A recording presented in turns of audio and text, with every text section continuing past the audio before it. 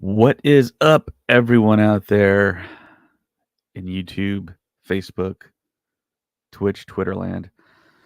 My name is David, and I love Star Wars. I wanted to talk about Star Wars, even though it's just me, um, and it's the weekend before Celebration.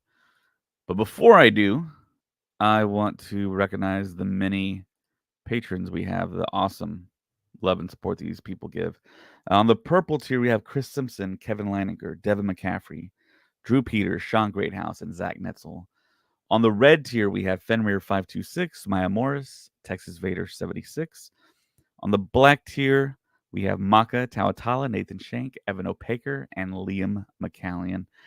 Thank you for everything that you do for our podcast.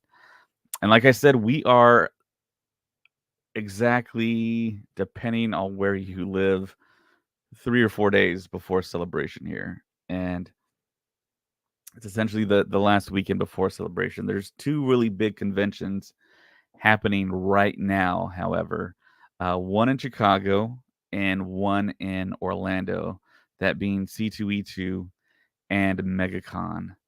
And one of our hosts is actually attending and did attend today, MegaCon, and got to actually take, I know, at least one photo op and saw some pretty cool stuff on the show floor. Um, People really stepped their game up. I was really kind of surprised. It looked like a celebration level type display. They actually set up what looked to be a scene from season one of The Mandalorian with Salacious Crumb on a spit, or not Salacious Crumb, but a Kowakian monkey lizard on a spit with another Kowakian monkey lizard watching. Um, Bunch of droids, bunch of astromechs. Chopper was in there. Some not completely finished, but cool nonetheless. But yeah, I just wanted to talk about Star Wars. I just haven't talked about it in a while. I was absent from the Mandalorian podcast on Wednesday, but that episode, man, the pirates. I know Peter Ramsey directed it. It was it was an incredible episode. I loved everything about that episode, top to bottom. The action, the story progression, the pacing, everything there was just. I don't know if it was just because of me or what exactly, but I really did love that episode. Just to see the Mandos in action, dropping out of Bo-Katan's ship, the Gauntlet, so awesome. Um, the last two episodes of Bad Batch also aired, and spoilers for Bad Batch if you've seen Bad Batch. But as far as the last two episodes go, did anyone notice the fact that you couldn't watch the last episode if you watched on a laptop or computer? I couldn't click on it. I could only click on I think the 15th episode, and then once I finished the 15th, it led on to the 16th. I thought that was kind of odd, but yeah. Like I said, spoilers for the Bad Batch if you haven't watched it. But I mean, if you're watching me here, I'm pretty sure you've seen it or heard about it. Um, One of the Bad Batch appears to have fallen to his death, presumably. But of course, in every movie, TV show, if there's no body, is that character really dead? I think that's a big question. We did see the glasses, but we didn't. Of course, we didn't get a body recovery. So we're fully expecting Star Wars Celebration to actually give us the announcement at the Bad Batch panel that we're probably going to get a season 3. And I think all throughout this season, people have kind of complained and talked about the beginning part of the season. The episodes weren't as great until it kind of hit its stride towards the back end of the season, but I kind of fell off towards the beginning just because I was covering Mando so much. So there's a little bit of a blind spot there, but I did kind of finish it up and did finish the rest of the season. But yeah, like I said, I Mandalorian season 3. I've actually been loving every episode, and just kind of hearing the criticism from every person that has something to say about the season. It's it's really interesting to see how the Mandalorian is kind of on a downtick of viewers in comparison to season 2 and season 1, um, by a huge percentage too, 25% to me. Hey, what's up, Mecca? I just wanted to talk about Star Wars. Well, it's this week actually for me because it's 12:15 a.m. So it is happening this week. Pretty much 2.5 days until I have to board a plane, essentially, or maybe 3.5. I don't know, but yeah, I'm excited. Um, who knows what's going to happen? Who knows what's going to be announced? Of course, I think on the front of everyone's mind is the 3 film announcements that's been rumored, been reported unofficially, but hopefully they have a really nice presentation. Last year, with the beginning of that Lucasfilm Showcase panel, they had that choir singing the Duel of the Fates. That was really awesome. It was cool to be there in person. So yeah, so excited for the announcements, man. We need movies, yeah.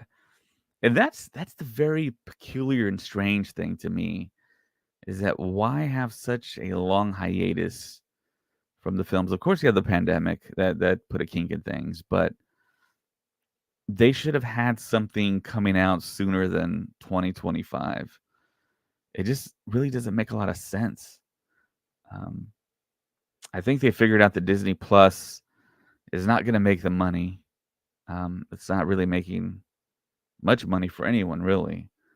The whole day and date release for these big movies, these big franchises, didn't help financially and made a lot of creators upset. You think about Christopher Nolan; he left.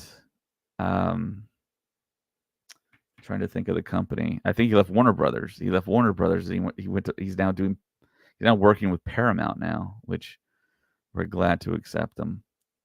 But yeah, I'm excited about movie announcements. That's the big thing I think we're all looking forward to. And we still have no idea what some of these things are going to be. So Mecca says it's so weird. It seems so easy to just make movies off of the books they have that are all great. Just call them, yeah, Star Wars story. I totally agree. I 100% agree. All the books, or I would say most of them. I mean, even that's the thing. I mean, there's so much back catalog within canon now. Since 2014, they could take Lost Stars and make that into a feature film or do a TV series. And I'm not sure why Lucasfilm just doesn't jump on those opportunities. I mean, it's just there. It's there for the taking. And even non-canon stuff started a line of the Elseworld films or TV shows, just like what the WB is doing. There's a lot of material there, lots of material, and lots of just slam dunk home run stuff.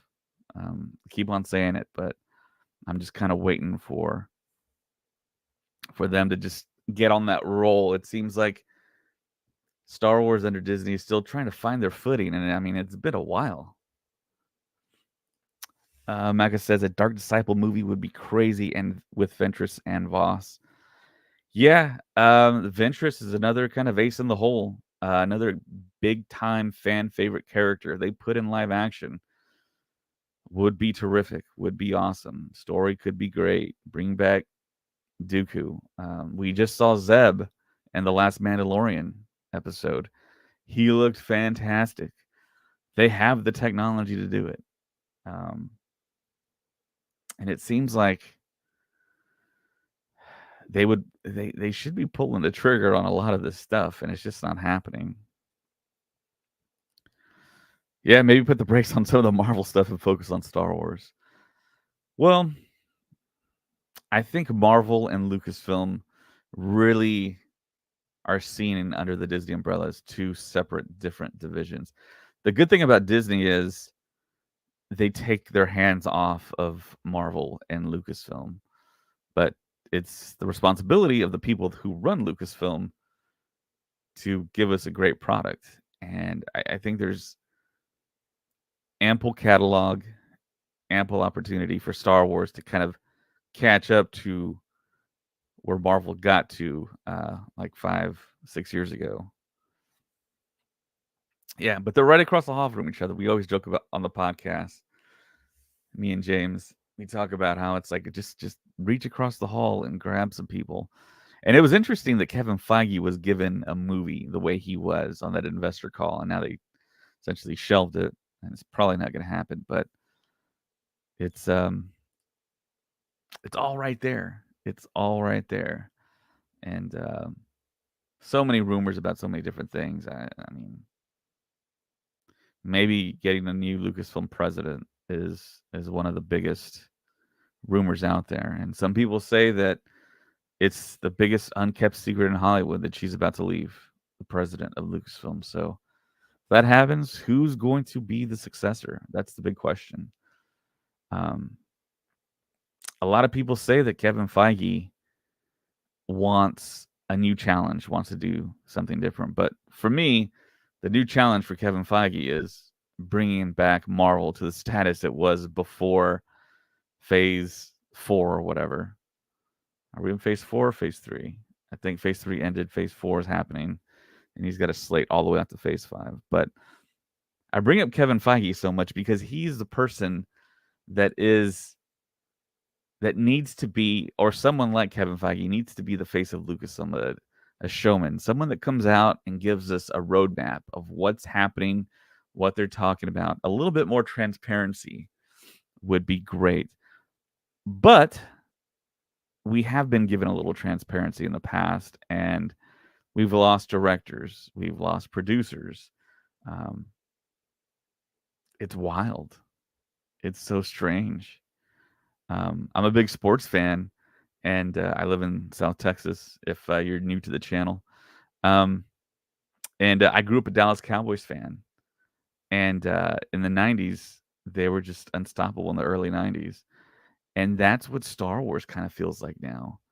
They feel like they had their day in the sun, and now they kind of expect to just be great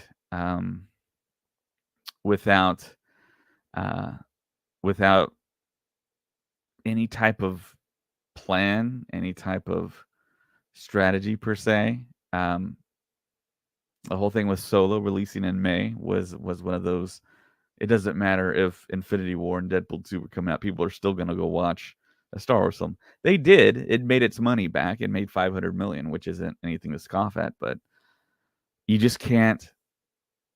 You still have to strategize, and that's the other weird thing too, is that I thought December is where they were going to plant their flag and just see the money roll in, because it was essentially going to become a world tradition to release Star Wars in December. I don't know.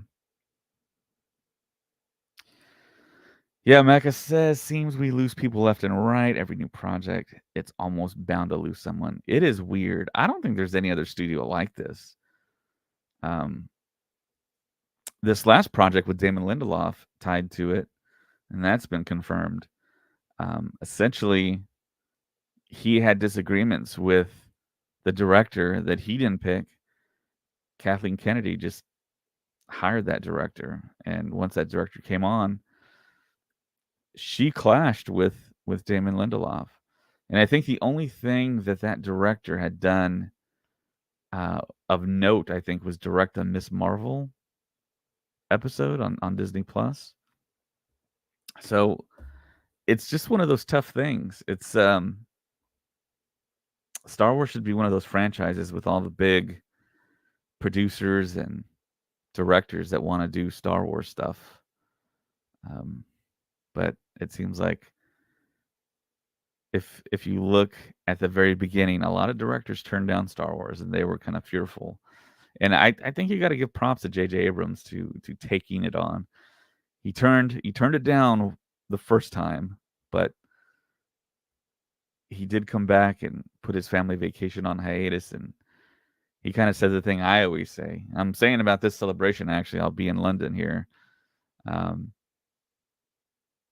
if I don't do it, if I don't go and do it, I'll regret it forever. That's the way I feel about the London celebration. I'll be in London this week. So, and I've never traveled across the ocean like that to a different country. I've been to a different country, but never across to the old world. But yeah, should be fun. Should be interesting. 2016 went off without a hitch, but celebrations it's whole is a whole other animal. I think at this point, after all these films, after The Mandalorian, what are we gonna get? What are we gonna see? So Martin says, I rather they trial and error now than repeat the sequel trilogy chaos again. Biggest concern is will the trials ever end, or will we be betrayed like Ahsoka and Disney Plus shows become our main? I agree with this, Martin. I totally agree with this. I rather Lucasfilm just shotgun blast everything they can possibly do. Like I said, not everything's gonna work. That's unrealistic. Um, Marvel though had an incredible run. I mean, I want to say 90% of their stuff in phases 1, 2, and 3 were good to great, and they made a ton of money, ton of money. But that's kind of unrealistic. I would say at least half of the stuff should be better um, than most of the stuff studios put out, because I mean it's Star Wars. You have that really kind of genre that Star Wars is, and I mean if you could just write in that genre, and you have such a huge catalog of characters. You have the EU, you have the novels, um, you have video games, even Shadows of the Empire, Dash Rendar. Let's see that film. I think everyone would want to see that. Um, there's so much. I think we made a list the other day of projects that we were just like, wow, they could make all this stuff and just see the money come in. And I know, I mean, there's a whole process to it. I mean, filmmaking and screenwriting, it's a difficult thing, but I mean, it's like the attempt, like Martin says, let's try and attempt these things at least.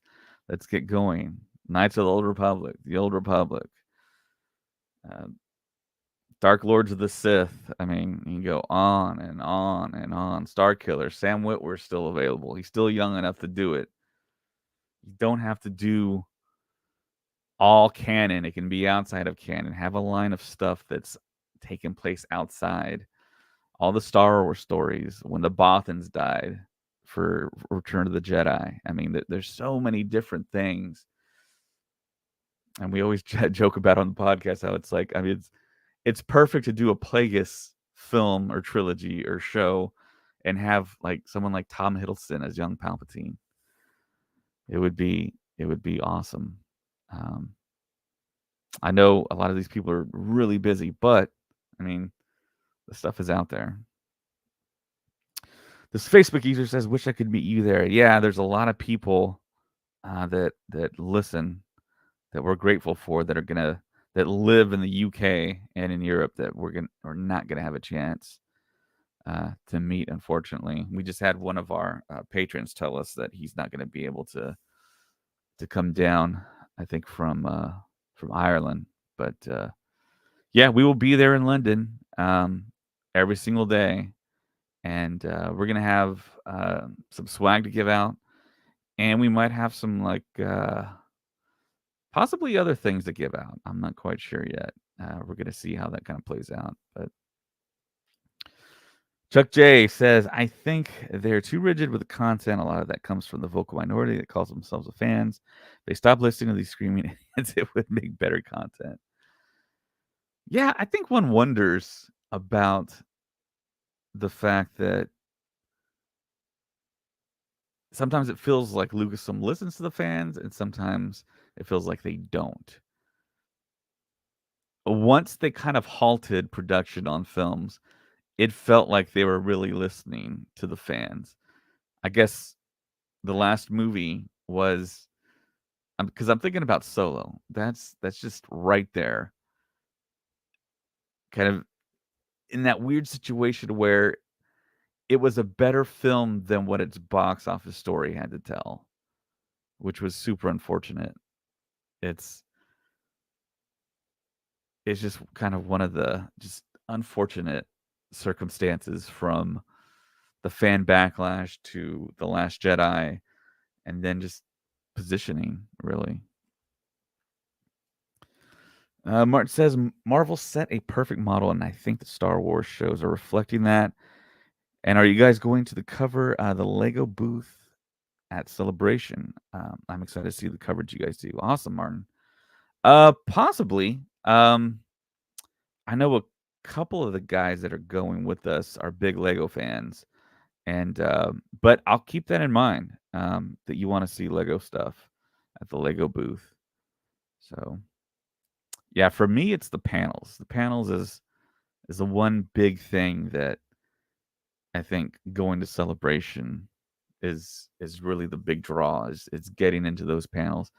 Fortunately, the lottery system's in place, and we didn't quite win every single thing we asked for or applied for. So, but that's not to say we won't get in. There's a standby line, which in the past has been a little notorious to only letting a handful of people in. But Martin says Star Wars. What if movie idea? If Anakin didn't stop Mace and Order 66 was prevented, did Palpatine have a plan B for that? That's a good question. And we all know that Marvel does the what if stuff. To me, the what if stuff would be maybe third, fourth, fifth idea of stuff to got. But Star Wars has the luxury of not even have to deal with what if stuff. We have such a huge a catalog and a huge, deep history of lore that we can explore so many other things. Right now, with The Mandalorian, they're exploring Bo-Katan, and that's something that Katie Sackhoff didn't even expect to do, was explore her future, and it's running parallel with what we got in the films with Return of the Jedi and what happened there, and then what's about to happen in the sequel trilogy, which I would really give a lot to find out what Dave and John thought about the sequels. But I mean, it seems like they're playing ball though. If they didn't like the sequels, it seems like they're really taking the sequel trilogy and everything that happened during that time into heavy consideration. But just like the titles of the shows of The Mandalorian, you can take a lot of it as either dual meaning or meaning one thing aside from the other, which is really interesting. And it's always really interesting to hear people's takes on what they thought the titles of the movies referred to, because the titles are so much of like a blanket type coverall for a lot of different things. It could be applied to different characters, different situations, which is a really smart move. So yeah, but Celebration is this week and starts Friday. Starts Friday, ends Monday. And we have the Lucasfilm panel at 11 a.m. And then after that, I'm not sure exactly what we're going to do. We're picking up our badges at will call. So I don't have the badge, therefore I can't activate the app. So I really can't look in and kind of properly plan on what we're going to do. I know there's maps and stuff out and there's scheduling out, but I think within the app you can actually pick and choose what you're going to do. So yeah, I'm kind of waiting on that. And then Saturday, of course, will be the Ahsoka panel. Like I mentioned before, we got Zeb in the last episode of The Mandalorian. He looked fantastic. He looked great. I don't know how much that costs, but he looked terrific. I think that's pretty much perfected. Standing still or just leaning up against the bar. In action, we've yet to see what he looks like, but he looks fantastic. So we have Chopper, we have Zeb, we have the back of Hera, and we have who else from Rebels have we seen? I think we've seen the back of Sabine in one of the stills, and I'm really anxious to see what Natasha Liu Bordizzo looks like and what her acting is like as Sabine. I think that'll be cool if she pulls that off. I mean, she could instantly become a fan favorite. I think Katie Sackhoff has become a fan favorite as Bo-Katan. So I'm excited to see. So what we're gonna do before we fly out, Colin and I will be watching The Mandalorian live since we won't be working, and I think we're gonna go to bed and then wake up the next morning and do our last podcast before we go to London and talk about the episode. And the next episode of The Mandalorian will be Bryce Dallas Howard directing and Dave Filoni co-writing the episode. So we might get that Sabine episode that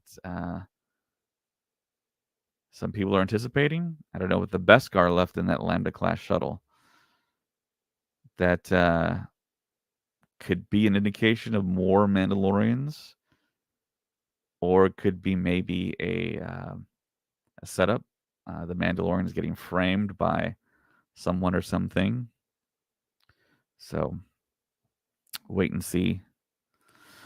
So Martin says the lottery system made me lose my mind in Anaheim, but I'm one of the people who got to the Mando panel late and got in with the horde of people in the standby line. They let everyone like crazy. That's awesome to know. That's awesome to hear. Any more tips for us, Martin, on getting into the panel there? Yeah, the Mando panel, that was probably arguably the biggest panel that everyone wanted to get into. I got lucky that I won the Lucasfilm panel, but I didn't win the Mando panel. But my Ewan McGregor, I think, photo op was at that time, and I was like, okay, well, I mean, the universe kind of figured out, kind of worked its way out, letting me fill that time slot with meeting Ewan McGregor, and it was such a tremendous and awesome meeting. And I'm going to invite someone here on the podcast.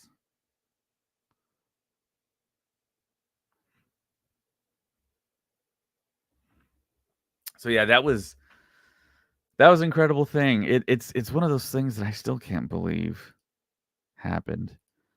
I got to meet Ewan McGregor, and the thing that I was so taken aback by meeting Ewan McGregor was the fact that he kind of reached out and shook my hand. And because I think when you do photo ops with celebrities like that, it's, for me, I think, okay, do they want me to kind of approach them and kind of, do I like make the first move? I don't know. It's kind of weird, but hello there, General Kenobi. General Kenobi's Bucker. I have a question. What is the maximum check bags they're allowing you to bring back from London?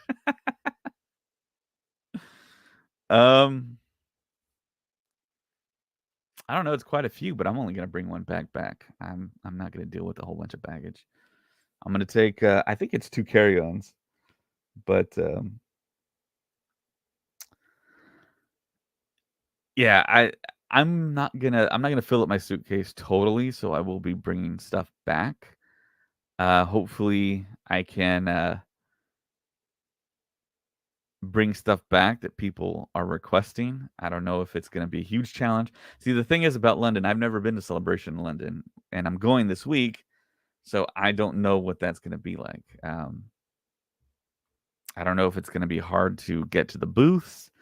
I don't know about the panel situation. It's going to be kind of a little bit of an unknown. Last year wasn't an unknown because I was there in 2015 and we stayed pretty much on site at the Marriott, which was fantastic. But yeah, it was awesome.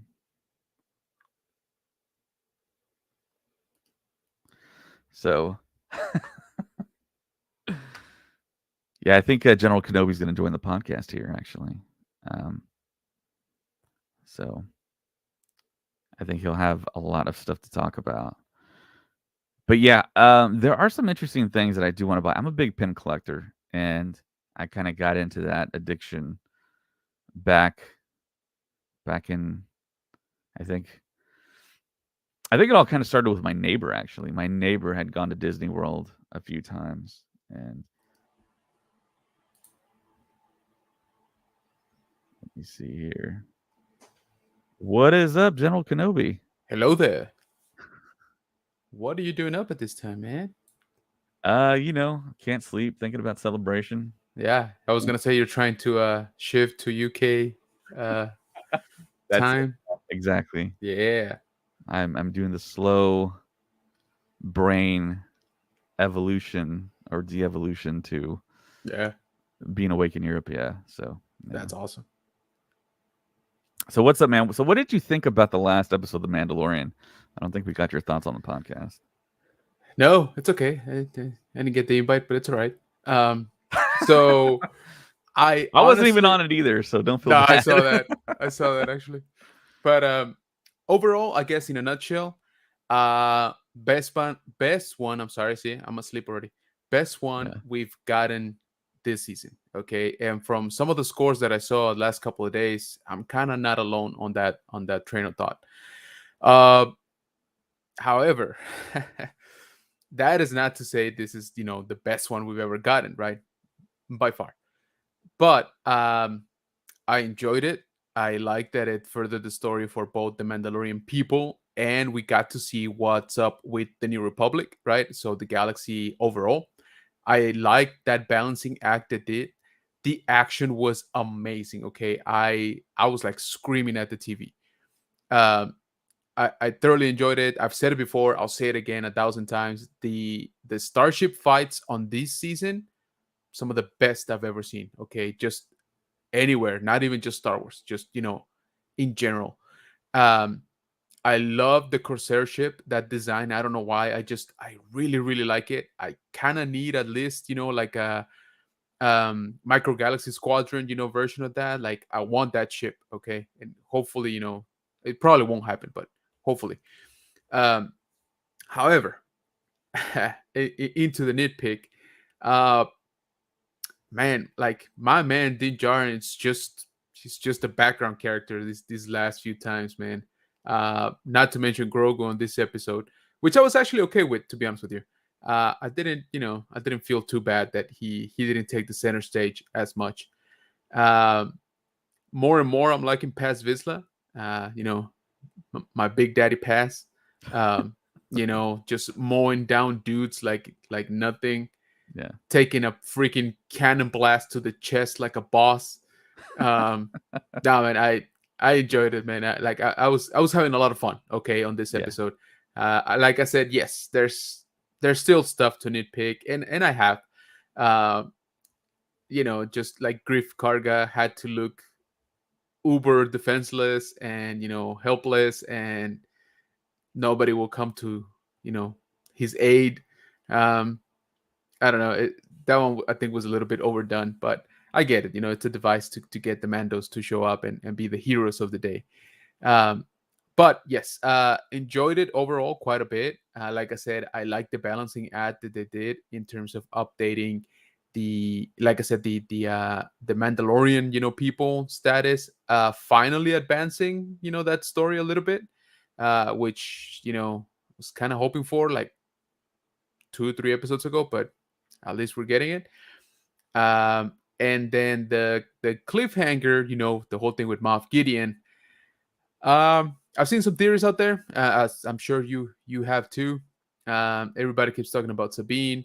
Everybody keeps talking about the armor, even busting him Yeah.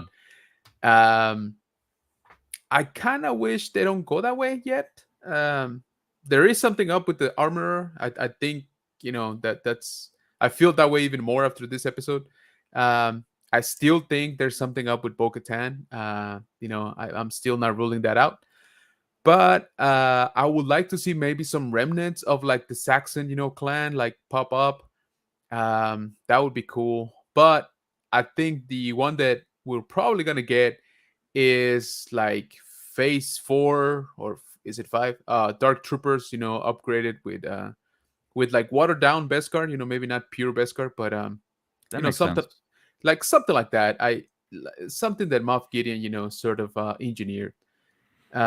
Yes, that dude, I screamed at the TV and I was like, okay, so I had to reel myself back because I was like, all right, is Yeah. it Seb or is it just another Lasat? And then I was thinking, dude, there was like 15 Lasats left in the galaxy. Like, what are the odds, right? Mm. And then he started speaking, and I was like, oh my lord, like, no, that's him. Like, it has to be him. But I waited till I saw the credits, and it actually said Zeb. I was like, all right, now I can fangirl. Um, but yeah, no, it he looked good, man. I like the way he looked. He looked good. Of course, he sounded perfect. Yeah. Uh, and I just saw that thing that they actually motion captured.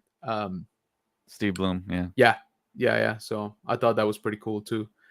Yeah, cameos galore, of course, on this episode. Yeah. At first, when I saw that Lasat, I was like, "Yeah, it's not Zeb." And Exactly. then when I heard the voice, I was like, "Oh man, maybe it is." Yep. And then I couldn't pay attention to any of the dialogue Yeah, that Carson Teva exactly. was having. And I was like, "Oh man, I think I missed some stuff," because I was Yeah, just studying his like face so intently. yeah. No, I Um, agree. And then, I mean, Dave, uh, from a UI and Deborah, being just right there, like in front of us. But I mean, they got overshadowed for sure. Um, but and then I think you pointed out the bartender, which I didn't pick up on. yeah, But yeah, Misty Rosas yeah, as yeah, that yeah. Snivian. Yeah, Right, it's funny with like the wig on. It was, right. Yeah, it was a little odd, but yeah. No, I it's agree. Star Wars. It's a cantina. We're bound to see Yeah, exactly. I was like, yeah, it's all right. I mean, interesting things in there. yeah, But she see, got the a the perm. one the one like patron though that Hmm. I'm wondering about is who was the person that Carson Teva was talking to? Was that Doug Chang? It looks like the back of Doug Chang sitting next to him. If you go back and look at that Oh, particular frame, initially, yeah, when they first tell him he's got the message. yeah, yeah, and he goes, "Excuse me." They don't show the Yeah, person they in the don't. You're frame, right. but from that like far corner shot that they do, it looks like Doug Chang's silhouette. Oof. And Doug Chang is the vice president of Lucasfilm, Right. and he's responsible for the design of the prequels Yeah. and the design of a lot of the stuff in the Mandalorian as well. Oh man, that'd be cool. Yeah, Now yeah. I gotta And go back. he's all I gotta say this too. Doug Chang is a really, really, really great speaker. He does panels at Celebration, Yes. and that dude is just mind-boggling Yeah. great No, at giving presentations. that's what I was gonna say, dude. He turns it on like nothing. Yeah, yeah, he's awesome. He's almost like not even human. Yeah. Yeah. Yeah. It's like he's such a refined human being at this point. That's what I was gonna And say. Maybe it's just 30 years of practice, but the dude kills it like every time. yeah, but it's like what other speaking engagements does he do? I mean, how much speaking does that man like public speaking does he? Because I mean, he was just flawless, man. Yeah.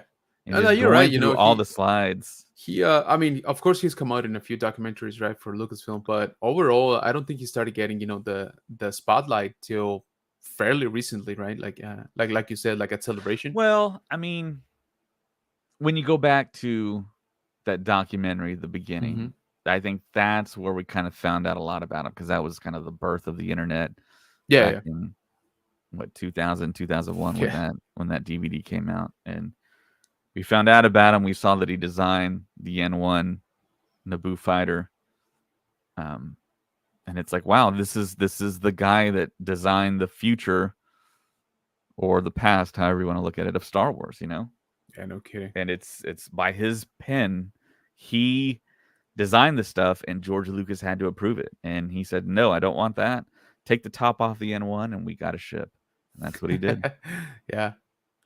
Because Doug Chang originally thought of having like a lid over the astromech, I guess, to protect it. I don't know, Oh yeah, yeah, yeah. I but yeah, remember he that. he stripped it off, and the astromech, I guess. I don't think it can be dropped down from the top. It goes in from the It bottom. goes in from the bottom. Yeah. Yeah, but yeah, awesome, man. If you can attend one of his panels, he's gonna hypnotize you when Yeah. you're sitting there. You kind of lose yourself. Yeah, And I know. I've seen some of the replays, and yeah, man, he's like you said, he's just you know, I don't know, like refined is a good way to put it.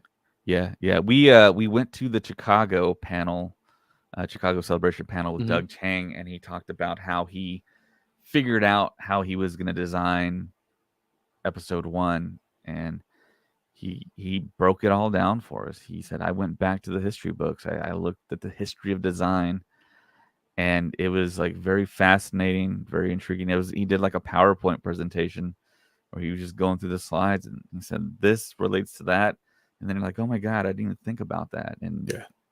he just broke it down in a way where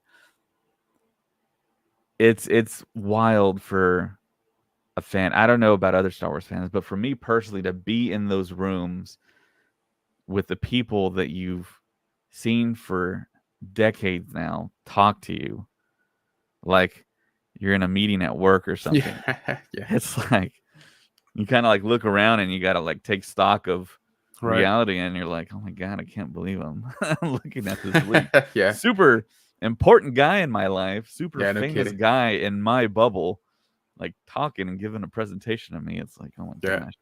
Same thing happened with me at my very first celebration in 2015 with man, it's so late right now. I'm forgetting the name. Um, Dennis Mirren. I wanted to say Phil Tippett. I wish Phil Tippett Yeah. did something, but it was Dennis Mirren. He gave a presentation like I was at work, and he was talking about the physics That's awesome. and the reasoning behind the way you saw stuff and the way stuff moved in Return of the Jedi, and he just broke it down like he was just going through it. He was just Right. going, and he had slides, and he was just going through it, and I was like, oh my god, I just couldn't believe it. I mean, it's such a remarkable thing to just be there in that room with that guy who was there at the beginning, and such a huge stroke of luck for Lucasfilm and Star Wars to find so many talented No people. kidding, man. Yeah. It's incredible. Um, that Behind the Magic documentary, have you seen that? Um, Uh I'm not sure what it's called anymore, but it's got the picture of like a young Kathleen Kennedy with, I think, George Lucas, and I forgot what it's called. I don't think it's called Behind the Magic. Um, I don't remember. I've seen. I know the image you're talking about, but I don't remember if I've yeah, seen that one specifically. but yeah, they pretty much chronicle Mm-hmm. Phil Tippett's life, essentially, and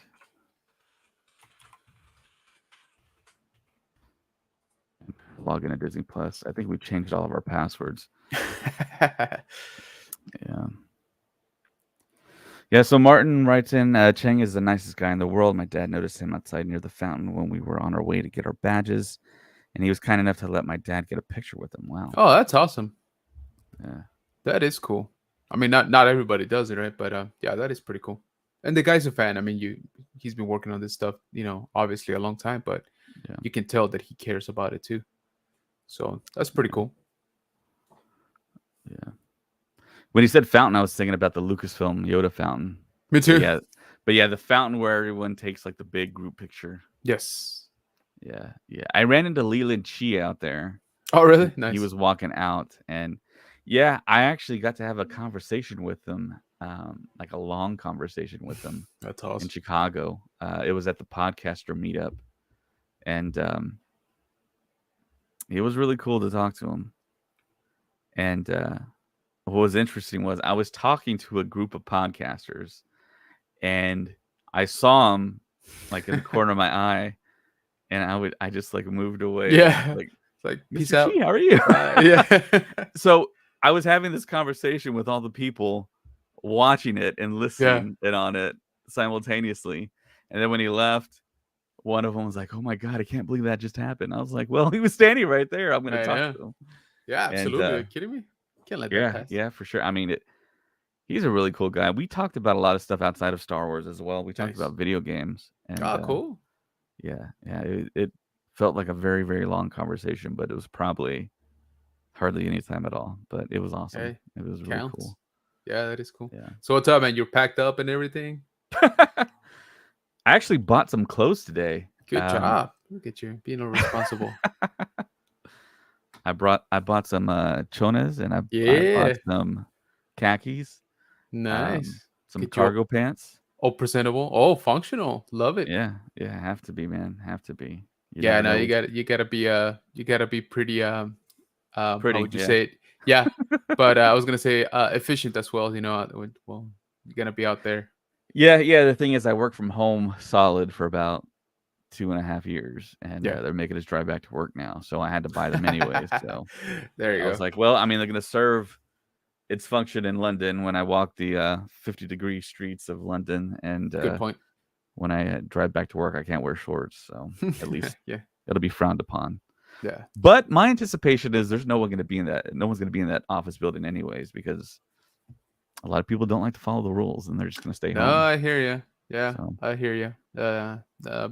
My job did the same. Actually, just this February, they're like, "All right, you know, everybody come back." And we was like, "Yeah, sure."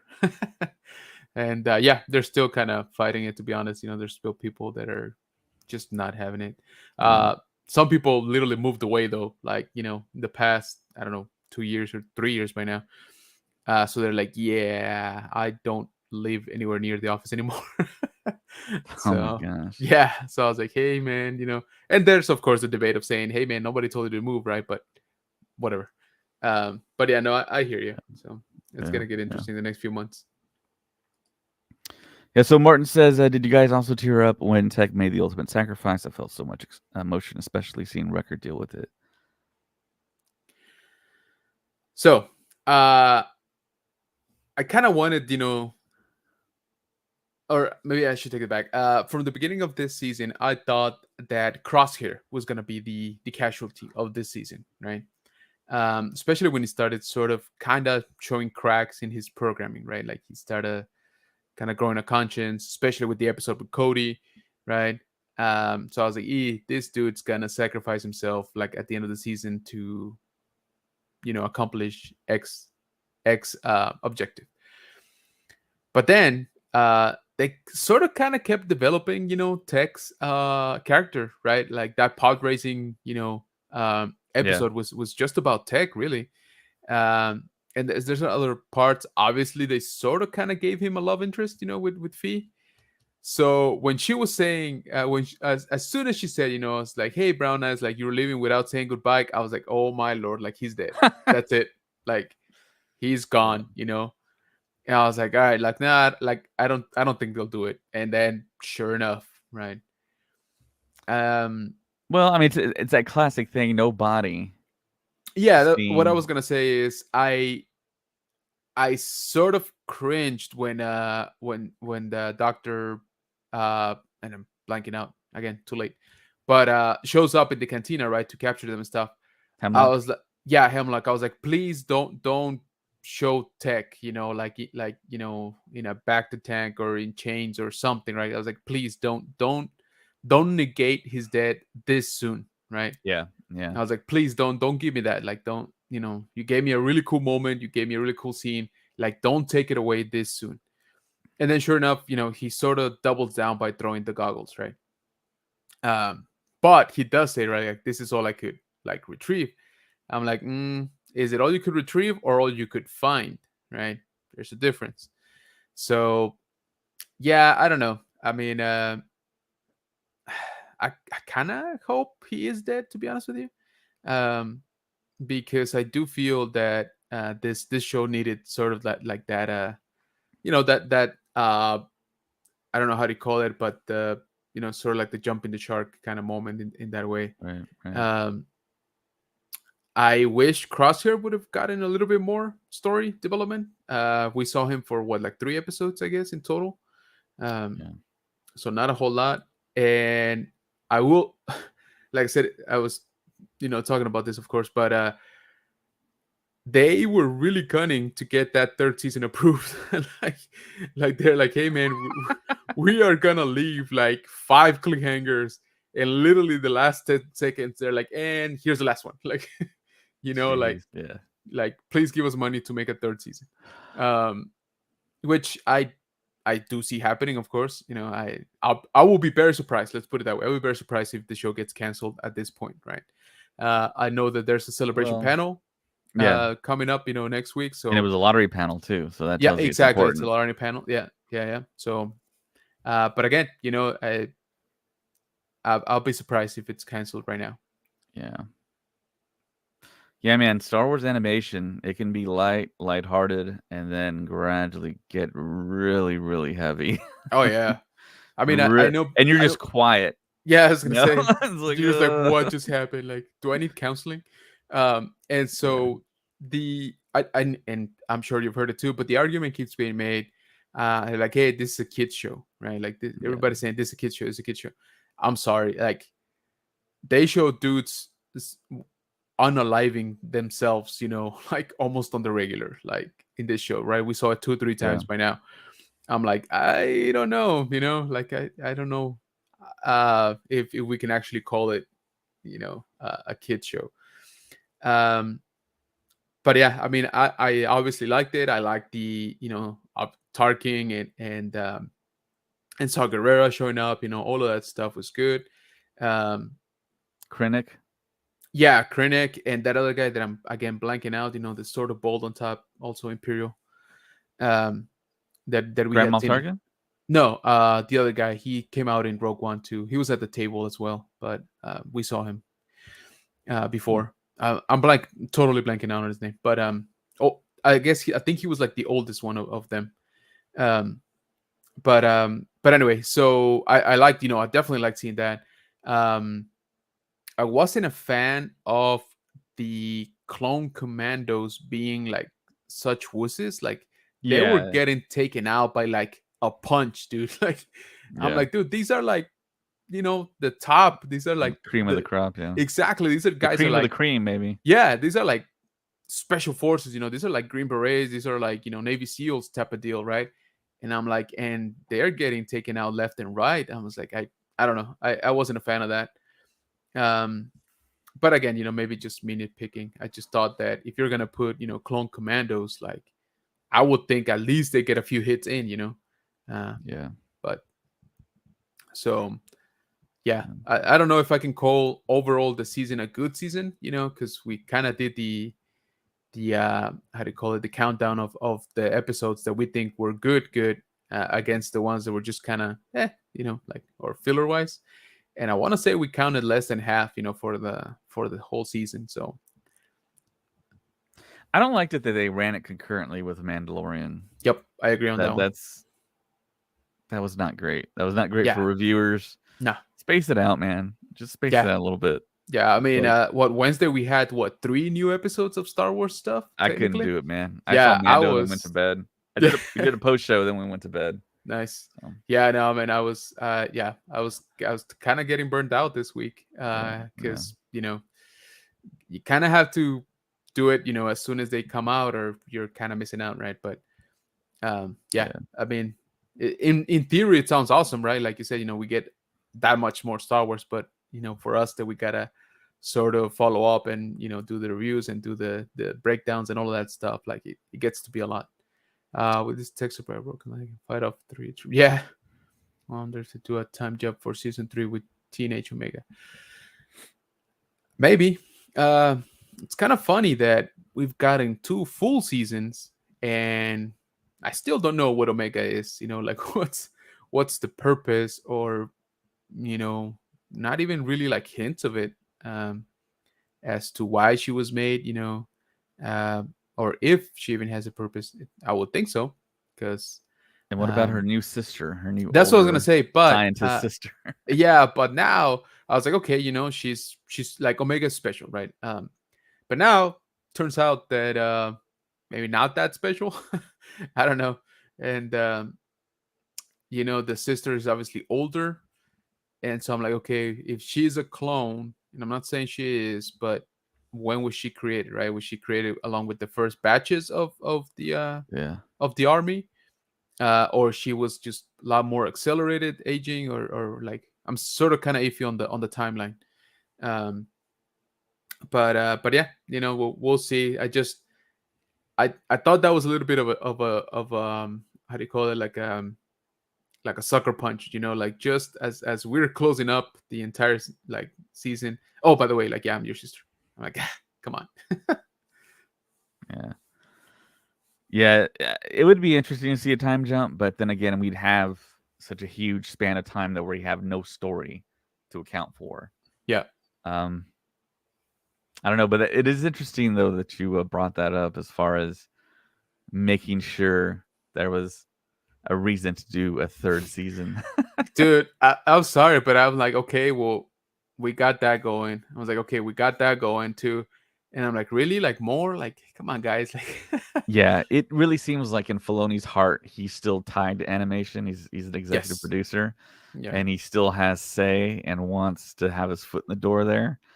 And maybe he had something to do with that. I don't know, but Yeah. I mean, I don't know. We've theorized that, maybe the order came down from on top and say, hey man, like, yeah, you cannot give us this 8 awesome episodes. You gotta give us 16, right? So he's like, well, there has to be some fluff in there. And they're like, yeah, we don't care. We need 16 episodes, right? Like we need to be mm, at 16 for this season again. So I don't know, like that would honestly explain a little bit of some of the stuff that we saw. yeah, Um, but I mean, the highs are super high on this show, right? Like they've shown us what they can do, and it's awesome. Like, I mean, yeah, those what is it, like mid season, I guess, with Senator Chuchi and Palpatine and all that stuff. Like, dude, those were amazing. Like I rewatched those just for the dialogue, like straight up. yeah, Uh, and they furthered the story. Obviously, they were great. They were just really good Star Wars overall.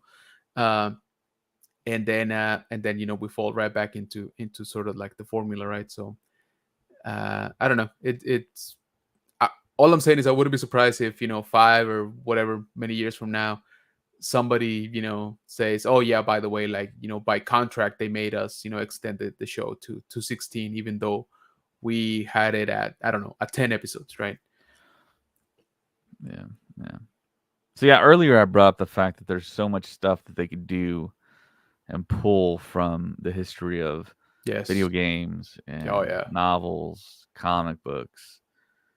What would be your number one thing to have taken either from either what we have in existing canon or um, from anything else really that we've seen from Star Wars? Do you mean for anything like movie or Yeah, yeah, animation yeah, or? yeah. I mean, anything under the sun that we've seen. I mean, what would be like your number one main piece of Star Wars lore that you would want to see put into like either live action or I Right. mean animation, Disney Plus. Yeah. um I mean, the immediate, knee jerk reaction is Knights of the Republic. I know that's been talked about, at length. And don't get me wrong, I would love to see that. But I don't know, like me personally, I think I would actually like to go like back, back, like to the origins, like with the Jedi, that kind of stuff. I would want to see, Yeah, the beginning, right? Like the beginning of the order. Maybe, yeah, like maybe the splinter, right, of the Jedi and Sith. Now that is a whole lot of ground to cover, and I understand that. um but maybe, I'm not saying you have to cover the entire story, right? I'm just saying, maybe like a 4-part miniseries, something like that, that just kind of gives us, like a bird's eye view of the story, right? Like if you don't want to go too deep into it, I just kind of would like to see that. I know there's books, I know there's comic books, out there that sort of cover that.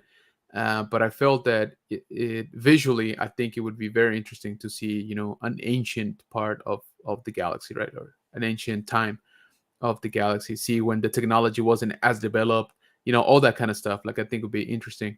Um, so I would definitely like that. But yeah, like I said, in terms of the games, like video games, for example, Knights of the Republic, I would like to see some of the stories from Tales of the Jedi, the comic book, not the animated, make its way, to I think animation would be perfect for those. Some of the stories, from like Nami Sunrider, Exar Kun, all of those guys. Like, I would love to see those stories animated. Yeah, I mean, there's just so much. I mean, There is. it's it's kind of a crime almost that we don't have a lot of this stuff in the I works agree. and going. But like I was saying earlier, we're gonna get probably 3 film announcements, and Yes. that's gonna put us um, in a time period. I don't know, after the sequel trilogy that Kind of seems that way, yeah. it feels like. I mean, I mean, there's so much ground to cover with before the sequel trilogy. It's almost like Disney really wants to focus on the sequel stuff and after, and it's like we have this huge span of time. Aside from the Mandalorian they're doing a great job, but they're catching up to the sequel trilogy.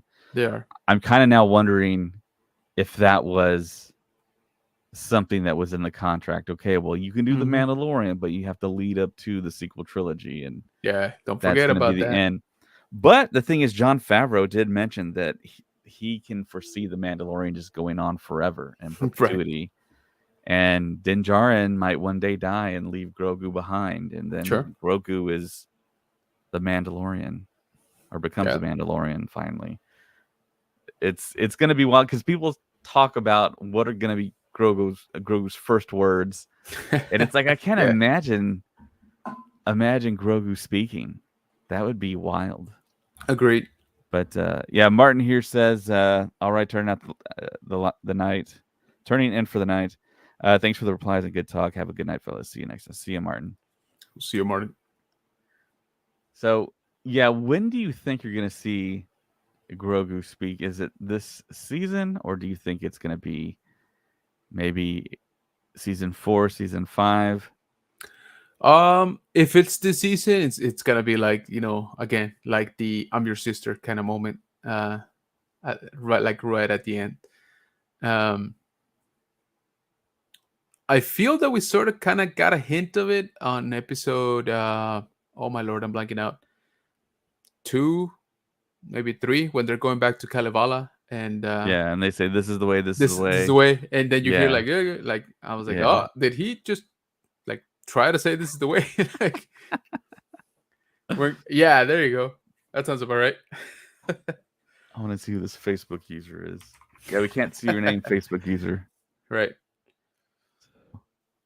Um, but yeah, I think I think it's coming. Yeah. Yeah, I definitely do too. I think it's eventual, but it's gonna be really, really strange. I think Yeah, when it's gonna be hard to get used to because I agreed. think even with the name Grogu, that was hard for me to get used to, and I was like, Same. I don't know if this is gonna work. But okay, I see who it was. Yeah, so Jim Udenberg, who designed our original logo, was Zach. Zach's the Facebook user.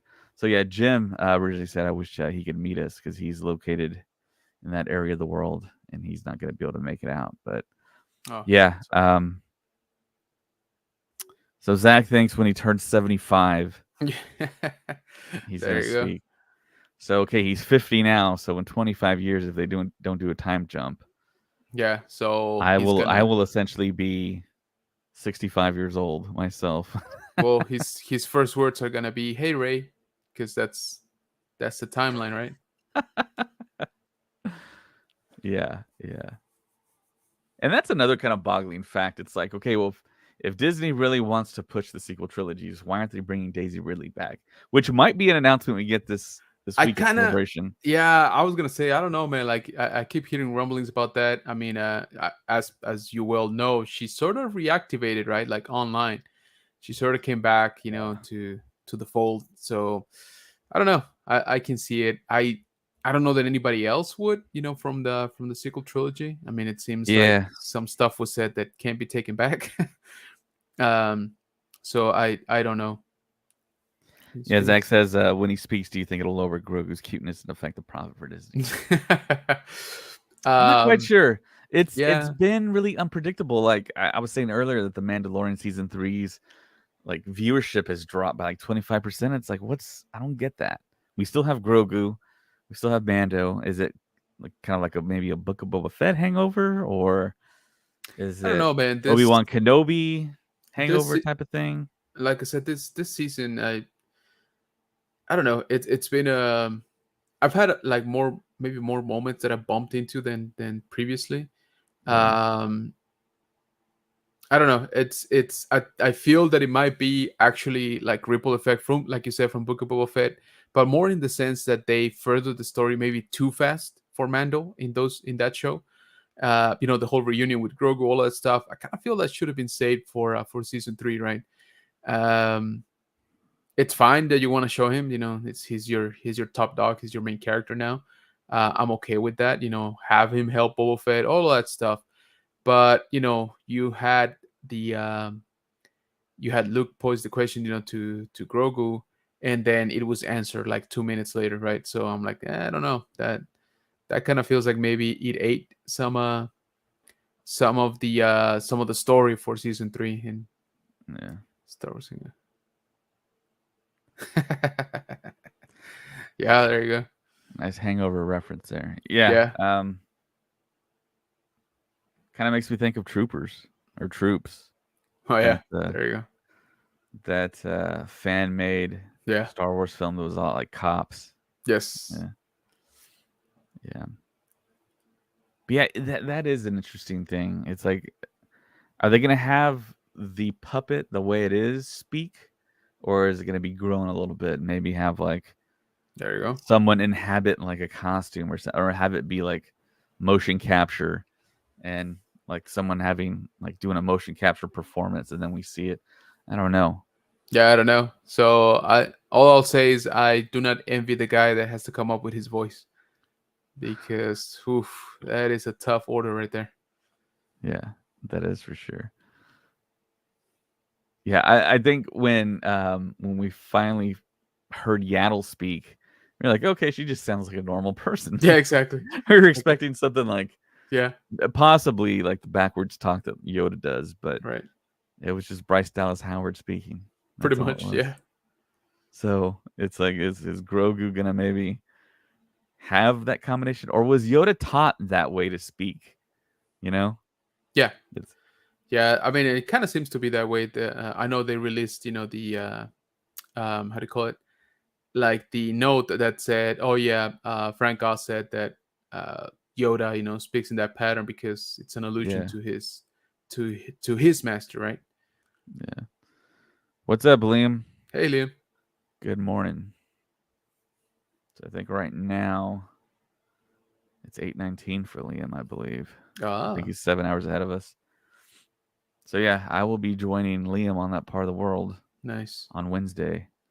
Awesome, man. And Yeah. yeah, So it's I expect your text messages at 3 in the morning telling me, all about those new films.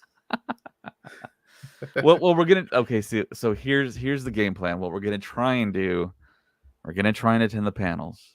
Yes. And if we do get in the panels, we're gonna come out and immediately we're gonna jump on this right here. We're gonna jump on Facebook, YouTube, Twitch, Twitter, Do and it. just stream to you guys. If we can, if the Wi-Fi is good in the Excel Center in London, we're gonna start talking about the stuff and just go from there. And if we can't get in the panels, of course, we're gonna try the standby line.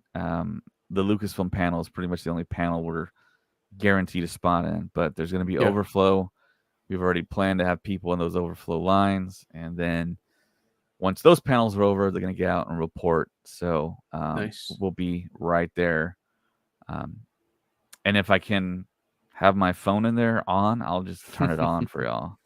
Nice. But I'm the ready. last few celebrations, they've had like Yeah, they hall have monitors people. walking up and down, Yeah. just like eyeballing you. I think there's this one woman at the Obi-Wan Kenobi first 2 episodes. She stopped right where I was at and just like stared at me like I was doing something. I was like, I wasn't doing anything. I was just Yeah. watching. I almost wanted to go like that. I was like, I got nothing, man. Yep. But yeah, somehow videos make it out of those things. Oh yeah. And And it's people so get weird. It's crafty. like, how did they get away with that? Because Yeah. they got hall monitors. But yeah, we plan on shooting as much stuff as we can, taking pictures and video of all the cosplayers. Have you seen some of the stuff from MegaCon? Yeah, man. I got Pretty I got a good. yeah, I got actually a lot of buddies out there. So yeah, I've been trying to keep up with all of it. Yeah, man, it looks good. Of course, everybody was posting their pictures with Hayden Yeah. yesterday. I'm like, I'm not jealous at all. That's fine. Um, but yeah, no, it looks really good. Uh, Tony from Star Wars Hit, he posted his picture with both Berthol and Cox, so Daredevil and Yeah, Punisher. I've I was seen like, one of dang those. it, man, Yeah. that is awesome. Yeah, that is It's- pretty cool. yeah. Yeah. So yeah, and you know the cosplays are on point out there too. Yeah. Yeah. So we have a pretty good question here. Um, Let's do it. so this person asks, okay, here's the question I have. Are the signings worth it? Why do they charge an arm and a leg? The prices are set by celebration. Do the actors ever ask for cheaper prices for the fans? Um, the first part of that question, or the first question, are the signings worth it?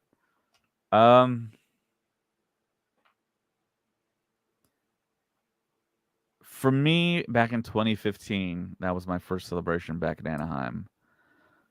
I thought they were expensive back then, Yeah. but I had most of my Star Wars friends were doing them, and I was kind of shocked and amazed by how many people were doing them in the long lines they had. Right.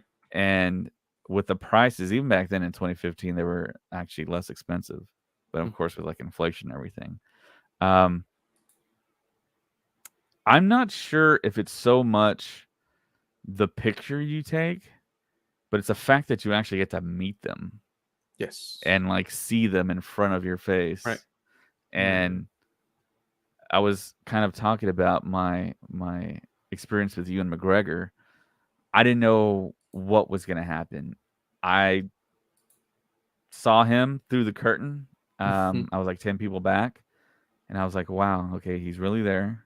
Um, and just to see someone that's such a huge celebrity and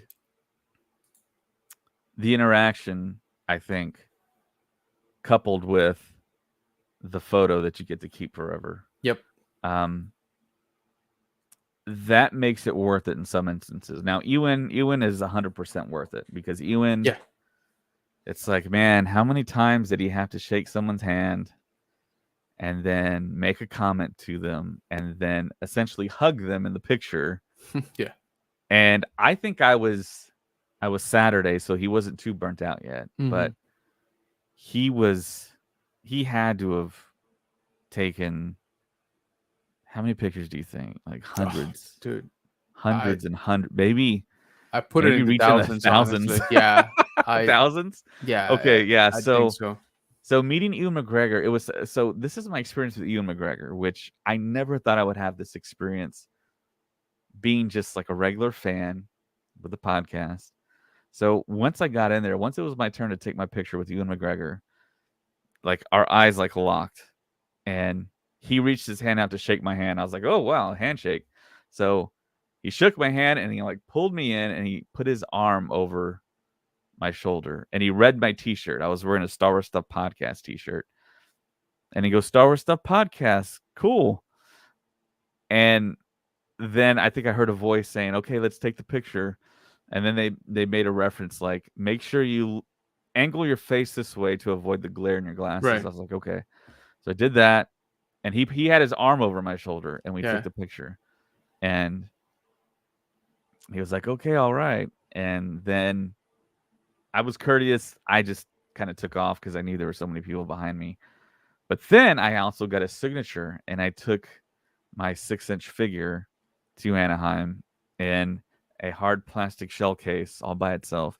It's Of really course. for like a telescopic photo lens camera, like a Ah. Canon or a Nikon. So I took some of the stuffing out and I put the action figure in there, and it fit kind of snug, and it was perfect. So I was walking in there with like a briefcase, and they take your item at the signings and they kind of push it along the Yes. tables. It's like an assembly line. Yeah. Right. It's in a sense. So he's just signing. Yeah. Ewan McGregor's head was down signing. Yeah. He had his reading glasses on, signing, signing, signing. But I knew that I could present him with a gift. So the rules were it had to fit in his pocket if you wanted to give him something. So my gift was our Star Wars Stuff podcast coin, Yes. Nice. and I gave him a pin in the font of the Kenobi series. So when I did that, he just stopped signing, and he had my action figure there. And he goes, "Wait." He goes, "Star Wars Stuff podcast. I know them." And then he looked Yeah. up at me and he goes, "I know you." Yeah. And he just laughed his iconic like laugh. He was like, "Ha, Yes. ha, ha, ha," and I was like, "Oh my god." I And they're love like you. trying to push me out, and I'm like, "Wait a minute, I'm Yeah. having a Exactly. moment here with Yeah. you." Exactly. Just So give me 2 seconds. That's all that I alone ask. too, those two memories, I mean, Yeah. that was worth it. No, I agree. Um, but Yeah. yeah, if you're gonna encounter someone that's actually gonna like shake your hand, talk to you, make small talk, Yep. and then take the picture, and maybe actually kind of remember a little bit. I mean, Right. it's worth it. It's a lot Yeah. of money. I'm It not gonna is. lie. It is a lot of money. I It's a mean, whole lot of money, but you got to think though. I mean, these people make a lot of money when they do yeah. Oh yeah. projects, so their time is pretty Yep. valuable. So if they're not making a lot of money, they could be off doing a film, which Exactly. would be paying them about the same amount. But Yeah. So to answer like some of that, yeah, I think I mean you were there too, but when it says the actors are asked for cheaper prices for the fans, I don't know that they have that kind of inclination a lot of times. Uh I guess technically Lucasfilms doesn't handle the pricing, right? I mean it's usually handled by God, what are they called? Horrible company. Uh what is it Repop. like? Ridpop, yeah. Yeah, yeah. So I don't know if they, if they're the ones who actually set the tone in that sense. I know that, for example, Anthony Daniels, right, did sort of his own thing. When was it? Like two celebrations ago, where he was just kind of he wasn't officially there, but I mean in the signings, but he kind of had like signings like on the side, like directly with him, and Yeah, I think he did sort of like a panel, like an like again sort of like on his own about his book, I think. I just remember hearing about it. I didn't get to go, but um that's the only instance that I've heard that he kind of went outside of the vendor, let's call it, right, of that company. um yeah, but so as you were talking, I actually looked up what I paid for Katie Sackhoff in 2019. I still have the email confirmation, and I paid $50 for her autograph at Celebration Chicago. Right. I mean, I don't remember right now what it is for London, but I'm pretty sure it's over 100. Right. So that was gonna be my other comment. Honestly, if you're thinking about getting somebody, a signature or a picture, my general advice is try to get it now, because you never know how these shows or how these movies are going to go, and the prices can drastically change. Like I just mentioned, Katie Sackhoff had not come out in The Mandalorian when I met her the first time. So her signature was $50. Why? Because she had not done anything Star Wars in like 8 years, right? Um, that we know of course. She was just the voice of Bo Katan at that point. Um, within Star Wars. And so, but then she comes out live action, right? And her price is like more than double. Um, so again, if you're kind of on the fence about getting somebody's autograph or somebody's picture, my advice is unless without falling to financial hardships, try to get it. Yeah. See, there you go. So that's what is that? The photo op Yeah, the photo op is is 109 pounds, which is yeah, about little over yeah, $90. So it's not that bad. yeah. It's It's around the actually same price. about cheaper than Yeah. so she was here in San Antonio last year, right? And I think I paid Oh yeah, you went to that event that was I like did. kind of Yeah, low it was kind key. of dead, dude. Yeah, it was kind of dead. So I liked it because Dude, I you just should have walked up to invited her me. pretty much. Even though you didn't know me, you should have Yeah, I invited was me. gonna say yeah. But I paid more than that actually. I think I paid 120 for her autograph, if I remember Yeah. correctly. Which I was fine with because, like I said, it was super easy. Like I literally just almost walked up to her. There was like two people in front of me, um, and we actually talked for like I would say a solid like 3 minutes, dude. Which again, definitely not guaranteed, right? But so yeah, it's oh yeah, of Yeah. course, Ewan is sold out. Yeah. Yep, I'm surprised Hayden is not. Yeah, that is kind of interesting. He's probably close to it though. True. But yeah, 200 essentially $200 for Yep. Hayden for his photo op. So yeah, we covered are the signings worth it? Why do they charge an arm and a leg? Because they could be doing other stuff, making other money. Prices are set by Celebration. Do the actors ever ask for cheaper prices for the fans? So there was actually something a little surprising if you look at the screen here. So there were a couple of people who weren't charging any money for their autograph.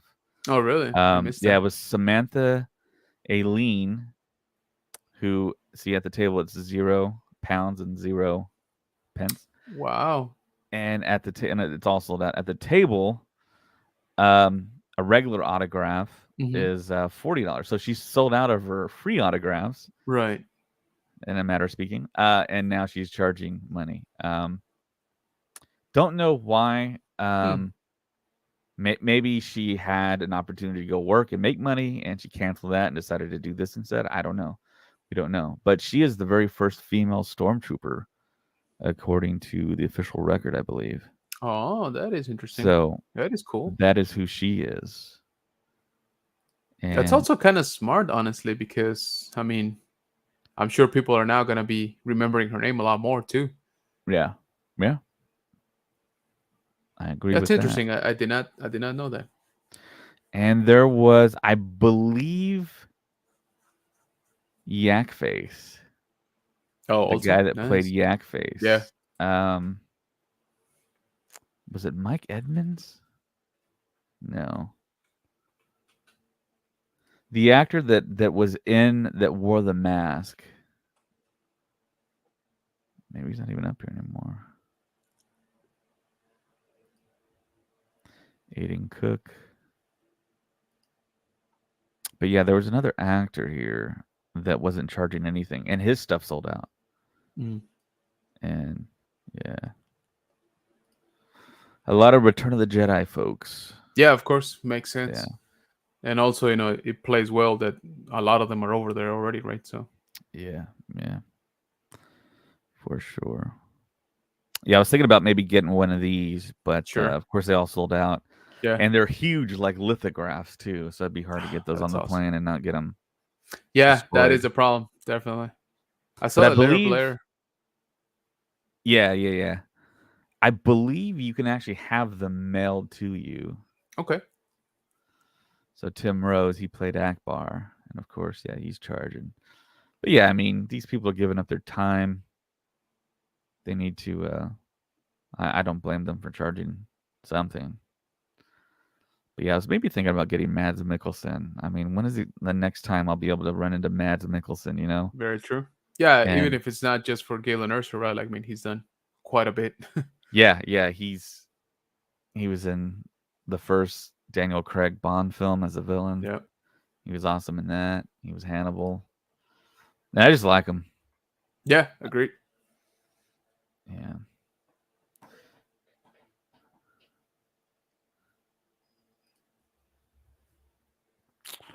So yeah, did we address everything here? Do the actors ever ask for cheaper prices than the for the fans? Uh, kind of along those lines. I've heard of instances, and you hear about maybe running into some of them. Um, maybe in in passing on the show floor, which is kind of rare, but like maybe in the Right. hotels. And the the advice given is always have a Sharpie on you. Mm-hmm. So Yeah, absolutely. I mean that's a possibility, and they will sign sometimes. I mean, I ran into Omid Abtahi, and I kind of talked to him about the podcast and kind of thanked him for his work and thanked him for being there. And Nice. I didn't ask him for an autograph because I knew he was charging, and Yeah, I yeah. thought I was gonna actually go get an autograph of his, but I just didn't have any time. So yeah, those types of situations, and that's all I can really think of. I know Katie Sackhoff actually got out from behind her table to go track down a family that she saw leave her line, Hmm.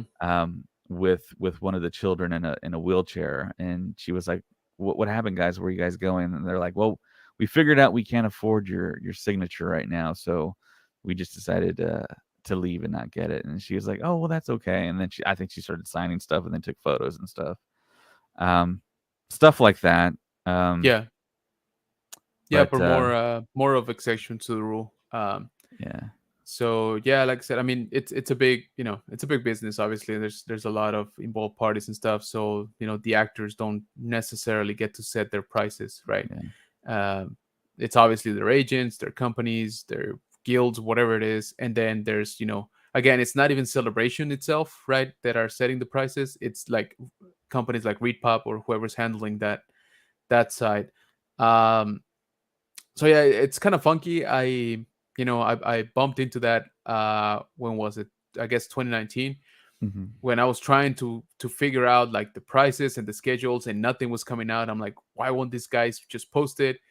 And then somebody finally on Twitter is like, oh, you gotta go to ReadPop, create an account, and all that stuff. And I was like, oh, what? Like, who are these people? And so, yeah. that's it's I don't know. It can get messy, right? Because you got, again, a lot of involved parties. Yeah, And Liam asked, "Would you be able to put your voice recorder on, and then just record the audio?" Not at Celebration. They take your phone. yeah. They straight up take it. But when I went to another convention, I will not name, I did that. I turned my recorder on and I recorded some audio. But I mean, your phone has to be in your pocket, so it's Yeah, not it's that not the great. best. Yeah. And yeah, they don't want you to record them. And if you ask them to do a recording for you, like say something along the lines of, I know people probably wouldn't ask this, but like the whole cliche of like, "Oh, can you record my voice message Right. greeting or something?" Yeah, they're not going to do that. No. I asked Katie Sackhoff actually in Houston at Comic Palooza if she could record an intro for the podcast, and she Yeah. essentially told me, "I'm sorry, I can't record anything like that unless I have Lucasfilm's approval." And I just said, "Okay, that's fine," Yeah. and that was that.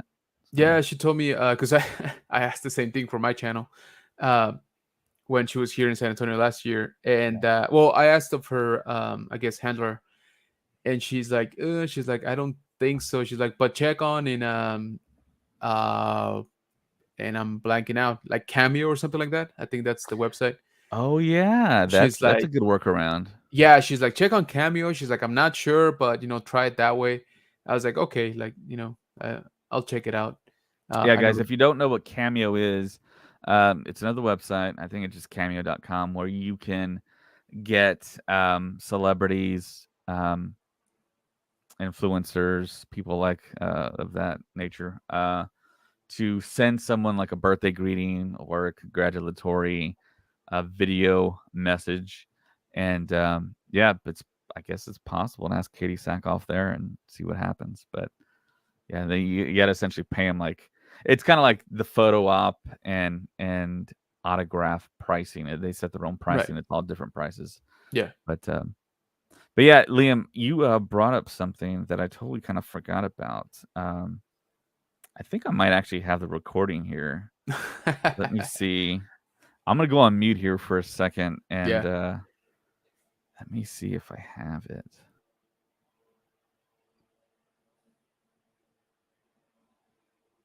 Also, the other one that I've seen that sort of breaks the rules, quote unquote, is Giancarlo Esposito. He just loves the fans, man. Like he's always in a good mood and he's always like talking to you a little bit longer than maybe he should because then the line doesn't really move. But I have seen him, get behind, like get from behind his table and just come up to you, to take selfies, take pictures, even though you're not in the picture booth, right? Like you're just getting a signature. So he's kind of cool like that. Okay, Liam, I hope you're still there because I got the recording. But So this is me talking to Ewan McGregor, oh, getting his photo. Okay, maybe this will work. Here, I'll try and play it. How many guys? Two? Perfect. Hooray! Stand one on each side. Come on in. Ready? Hello. How are you? We've been in on. Oh yeah. Podcast. Oh yeah. Nice to see you. How are you doing? Hi. How are you doing? Nice to see you guys. Hooray! Go for it. All right. All right. Thank you so much, guys. This way. It's a podcast. Thank you for answering.